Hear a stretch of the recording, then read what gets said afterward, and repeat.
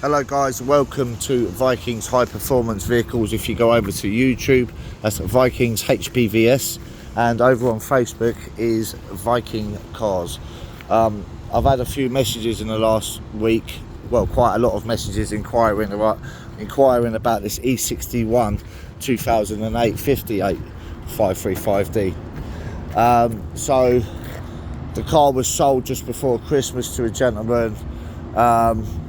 He had some altercations and some issues with his wheels, so he ended up putting these wheels on, and I'm not sure exactly what went down, but obviously the car was, I would say it was abused and put under just constant load, which is ruined the gearbox. The gearbox in the car was mapped, the engine was mapped as well.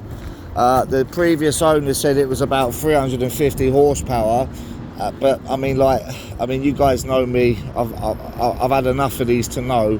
I would say it's more like getting on for like 370, maybe even a bit more than that. I mean, it does pull really, really hard, and it really does go really, really well. Sounds amazing. Sounds like a jumbo jet. Now, obviously, the gearbox went in it. This car was never mapped, but me personally, I think the gearbox was pushing more torque than it should have been. I think it was pushing closer to 800, and me personally, I don't like these gearboxes on these cars over 700. Really, 750s, you know, to me is pushing it, especially if you want longevity in the car. So right, just to give you a quick update, and all the guys that have asked about the car in the last week. Now, a gearbox has come through today, which is absolutely amazing, and I'm really happy because the gearbox that's come through has a 1-year warranty with paper. Now, it did come out of a write-off car that was hit up the back end, a 59 plate 535D, complete write-off. Now, the gearbox was absolutely immaculate. So mileage on the gearbox is 64,000 miles, which is absolutely amazing. So the gearbox that will be going in, it's got a torque converter that comes with it as well, which is even better. We paid quite good money for this gearbox, and it's been thoroughly tested at our garage at the MOT centre. It was obviously thoroughly tested at their end as well, the guys that give us the gearbox. They are known gearbox specialists, and I have used them before, and I've never had any issues with buying stuff from them. So the car's going to be ready next week. The gearbox is here now.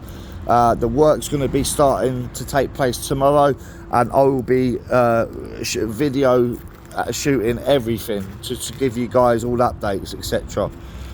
And again, the work's going to be done at the MOT repair centre. If you guys want any more information, or if you guys want any work done, just let me know. We do full diagnostics, and I can come out to wherever you are and run diagnostics.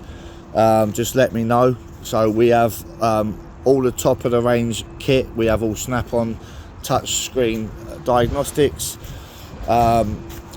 Right, so back to the E61. Gearbox is going to be going in this week. The car's going to be ready next week.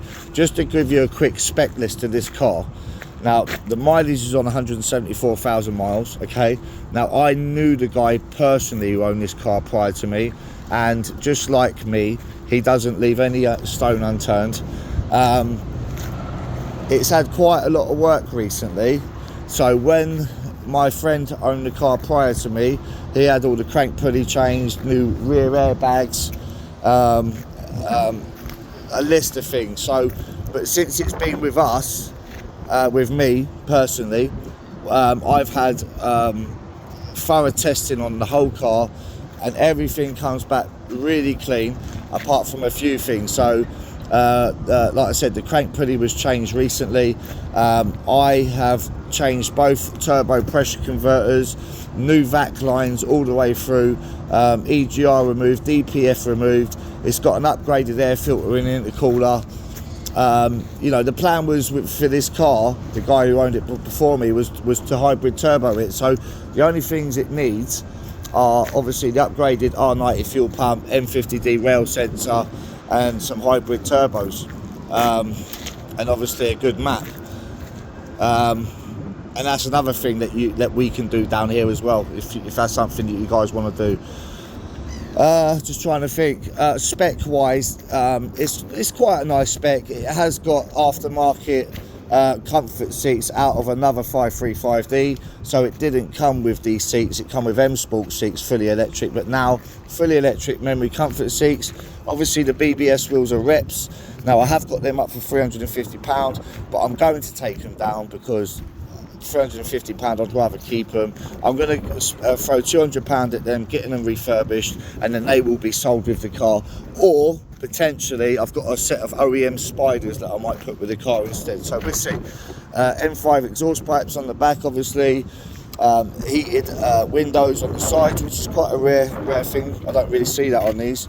Obviously it's got the SAT gearbox and the 13.5 inch touchscreen Apple Play Android head unit with a reverse camera. Yeah, I think that's pretty much it with this one. Obviously all the light bulbs have been upgraded as well, even though they were bright before. Very nice and bright now.